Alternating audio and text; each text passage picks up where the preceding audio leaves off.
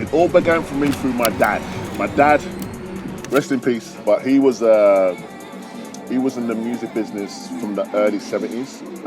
He was part of a disco band in the UK called the JALM band, right? And my dad's got 12 brothers, right? Whoa. So half of my dad's brothers were in the band, right? And they used to be very popular. You know, they was on BBC, Top of the Pops, and they traveled all over Europe. So they would play like disco music. So naturally, I kind of grew up around that kind of music and them, you know. And so, you know, I kind of fell into music that way.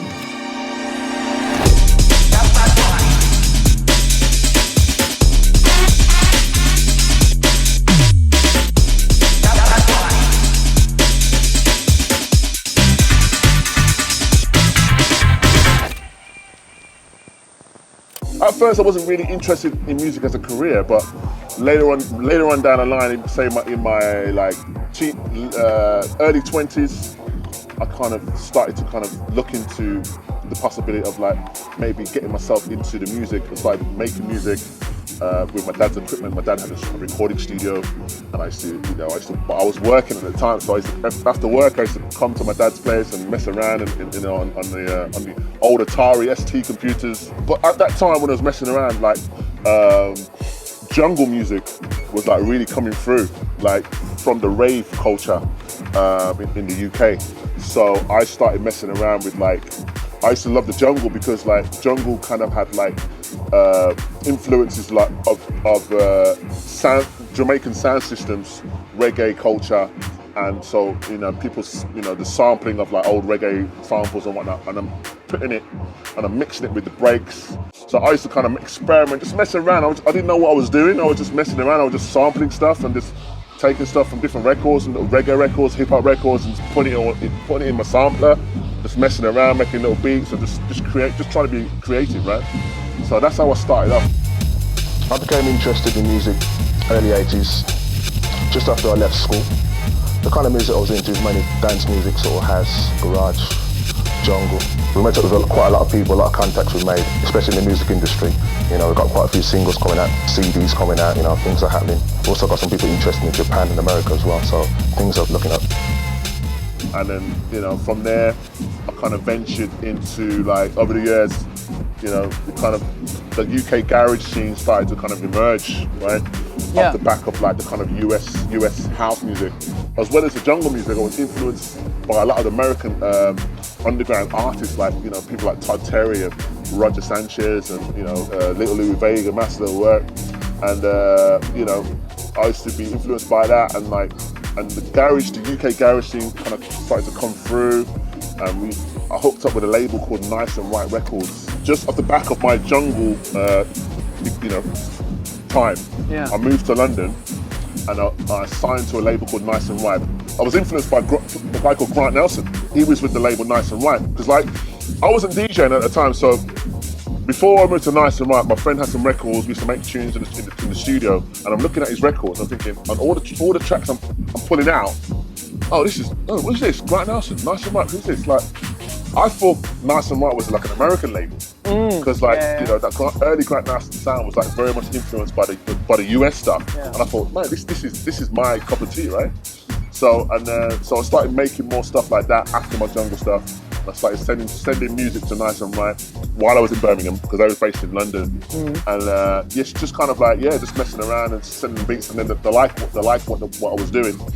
And then eventually I had a couple of releases through their label, and then eventually I moved to London, and then I was signed to Nice and Right, and just like, you know, that's where really my people started to know me from the Nice and Right days. I became their in-house producer, and I was just putting out different records under different names, you know, Strictly Dubs, G.O.D. I've got so many different names, right? I have to go to Discogs, to see how many names I've got, because I can't remember. There's about 35 different names I used to record them there. 35, yeah. So it didn't look like it was like Jeremy Sylvester every single week, you know? So that's the reason why, you know, there's so many names. G.O.D. was kind of more kind of bass influenced speed garage, early speed garage style, deep cover, a bit more kind of 4/4 stuff, Strictly Does, two-step, you know.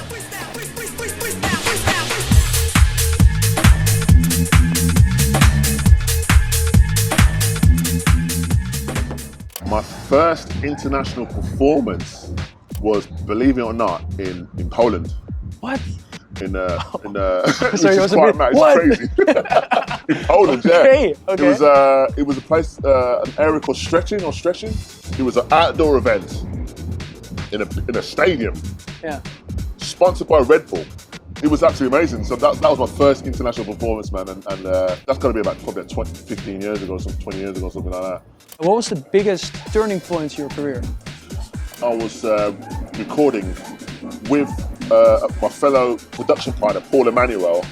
We started Club Asylum. Now, Club Asylum initially started off, we put out some bootlegs, unofficials, right? And Club Asylum Volume 1, Volume 2, Volume 3, we took some R&B acapellas, sticking them over some 4/4 garage beats, yeah? And so that was a turning point because off the back of that, because everyone, like this whole R&B influence, 90s R&B, the New Jack Swing, the SWV, so we used to go to the record shop deliberately, in the West End, Black Market Records or whatever, and buy acapellas of R&B tracks that were big at the moment. Right? Yeah. Take the acapellas, bring it back to the studio, and then put our beats on it. So that's how the Club Asylum started doing. But it was like a bootleg thing. Off the back of that, they got so popular, those tracks. We had like the major labels come to us, say, "Oh, you know what? Oh, we love what you do. Can you remix some of our big artists?" So we had Shoulderhammer, Christine Blunt, Jodeci, All Saints, all these big artists at the time. This is talking about like mid-90s, 94, 95, probably around that area. Yeah. Where so we got quite popular. We started to kind of get all these really good quality artists to work with, R&B artists, putting our flavour on top of it. So we had some top 20, top 10 hits in the UK charts off the back of it. And we was kind of the flavour at that time, So that was sick, man. That was our. I didn't even know that. Yeah, that was our turning point, really. Were there moments of doubt or struggle during your musical journey where it was like? Oh, you know what I would say, right? It was that transition from, because when I was putting out music through Nice and Ripe and all these other labels, putting out vinyl, right? The whole vinyl market went down because everything started to go digital, right? And everyone kind of got lost. Well, we didn't know what's going on, or the sales went down, distributions went bust, record shops went bust. And what year was this exactly? This has got to be, I don't know, it must be like late 90s, early 2000s when it kind of just died a little bit. So that was a bit of a struggle, trying to find my feet as to what direction we're going to go in, and Which see. Big change. Yeah. That's, I would say that. Yeah. An unforgettable memory you experienced while traveling for an international gig. Ooh. Like something crazy that happens, or something you have to share with us. Oh man, that's a tough one, man. That's a tough one. But I gotta say, plenty though. Or I gotta say, because I didn't expect Australia to be into garage so much. So I've done a tour last year in 2024, right? 2024. Yeah. And 25. And I went over there. I didn't know what to expect, and I was getting so much mad love, man, from people that because obviously Australia's the other side of the world, and for me, I couldn't comprehend. When I got there, people know my music. They're telling me I'm their influence to get into music. I'm like, wow, it's so when I'm over there and I'm playing the music, man, I got such a great reaction and vibe, man. It was absolutely emotional. Yeah, man. A place in the world where the scene is more alive than ever, but still unknown to many. Ooh, that's a tough one, man. Ooh. I would say it's probably Australia. Okay. Yeah. I hate to bring it up again, but yeah, no, sorry. Let me squash what I just said there, right? Saudi Arabia. For real? Yes. I played in Saudi Arabia a couple of years ago. Yeah. There's a big festival called Sandstorm Festival, right? 500,000 people. It's a massive Sandstorm Festival. Sandstorm Festival in Saudi Arabia, in not Dubai, it was Riyadh or something like that, right? Yeah. That was, I didn't know what to expect because I'm thinking like, are they into garage out there? Like, what are they quite conservative? Are they quite like kind of laid back and whatnot? I was thinking, you know, but when I got there, they went crazy for it. I was like, whoa, wow. That was interesting to see how they would embrace it and like, you know. People don't know from Yeah. Which club or venue holds a special place in your archive? Nah, I'll tell you what. I've got to say, this place here, BRET. Yeah. BRET Club, and also, because I love Amsterdam, Yeah. and I always love playing there. And there's another place called Shelter. I love playing there. I played there twice. I played there with Todd Edwards back to back, and I played there with Ellen Knight back to back. Yeah. That was amazing as well. Yeah. So I would say those two, were pretty good as well. And also played in Berlin, a place called the Renate Club. Renate Club. Yeah, Club Renate. Yeah. That was amazing as well. So, sick. Yeah. Back to the present. What does a typical week in your life looks like? A typical week. In the week, I'm pretty much in my studio. I do a lot of teaching. I teach music production classes to people on a one-on-one basis. I make music production masterclasses. I've got a website called lootwax.com where I make masterclasses for, like, you know, how to make garage house or speed garage or whatever. So that takes up a lot of time. My label as well, my record label Garage Paradise, which were, you know, just starting to sign quite a few artists on the label. Kid Plug, we got Lord Byron, we got who else? We got Robust from Australia. We got quite a few, you know, up and coming artists just coming through. You know, some of them are not quite well known, but I just love their stuff, and you know, that's what counts, right? Yeah, I just wanted to get them on the label, man, because they're just raw. You know what I mean? I love that rawness about them. And also, the Garage Paradise as well, I run events as well in Garage Paradise events in London. In London, okay. We're going to be taking it to Birmingham and up north in Manchester and Liverpool eventually, you know, other places, Bristol, whatever. So yeah, just concentrating on that, on the label side of things and the events. Yeah, that's nice, where it's at. How do you feel the scene in 2026 compared to your earlier years? You know what?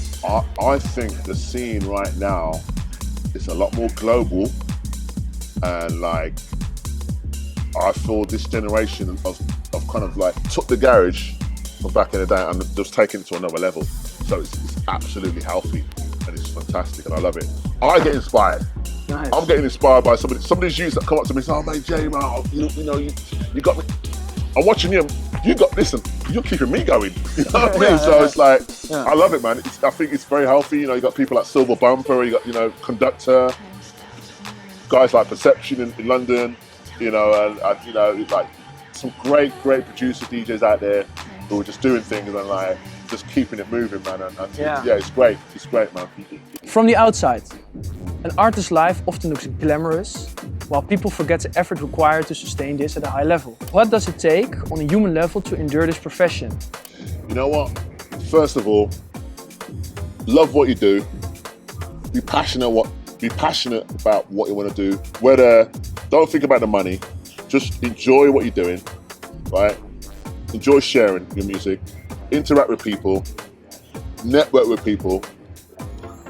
Be active in your social media, which is so important right now. Yeah, man. And just keep doing what you do, man. You know, it's not easy. There's a lot of competition, and don't try and be your own individual. Don't try and be like somebody else. You can be inspired by other people. Don't get me wrong, but try and develop your own sound. That way, and you keep pursuing that, you're gonna stand out. You know what I mean? I think that's the main thing I tell younger guys coming through. Like, just do yourself, and no compromise, and just be you. Be you, man. Yeah, man. That's very, very important. Totally agree. Yeah. If you could assemble your physical archive and bury it somewhere in the world, with the idea that it would be unearthed hundreds of years from now, what would absolutely need to be inside? Oh, well, that's a good question, man. That's a good question. Oh God, you mean talking about my tunes? Everything. I mean, I've got to say, a lot of my GOD. Typical Jeremy. Got to be a lot of my GOD stuff, my early speed garage stuff, my early jungle stuff. I used to record under the name of Dubtronics. when I was making jungle, right? Before I was doing all the garage and all that. Yeah. So that would have to be in there. Okay, check. All the God stuff would have to be in there. A lot of the nice and ripe stuff I was doing, all the different names like Club Asylum and all that. That's gotta be in There's there. 35. Yeah. So yeah. Imagine a day comes when you decide to retire. Uh-huh. What would your life look like? what would you do? What would I do? Yeah, like what would I don't you know. like? I can't survive without music. I need music around me. Yeah. I think I will point. always be making music till the day I die. Okay. Whether making it or playing it, that's my life. So I can't imagine music. I can't imagine my life without music at all. So yeah, it's just gonna be music, man, until I die, man. Simple as that. Yeah. And if you can like live somewhere else in the world where you would like Somewhere hot. Yeah, where? Not in cold England. Somewhere hot. Yeah. A life lesson you would like to pass on to emerging producers and DJs watching this. What would it be? Yeah, I mean, like I said before, I would definitely say just be true to yourself. Be influenced by people, but try and develop your own style. You know what I mean? And just keep pursuing it. Use the tools available that's out there, because right now, you know, you are at a great advantage. I didn't have all these tools back there. I didn't have the internet and all that kind of stuff. So like right now, I would say it's the best time to be creative. Best time to be creative and utilize the tools available and just keep pursuing your dream. Be consistent. Consistency is the absolute key. Don't drop off, do something and then just keep it going, man. You know what I mean? And it will definitely come through. I would say that's my life lesson. Okay, Jeremy. Yeah. Thanks, bro. Thanks, brother. Yeah, great. It's really nice to have you on the show. Yeah, the first series of Arqive, into the Arqive of. Brilliant, man. Thank you for watching. And Jeremy. Pleasure. Absolute pleasure, man. Until we meet again, man. Yes.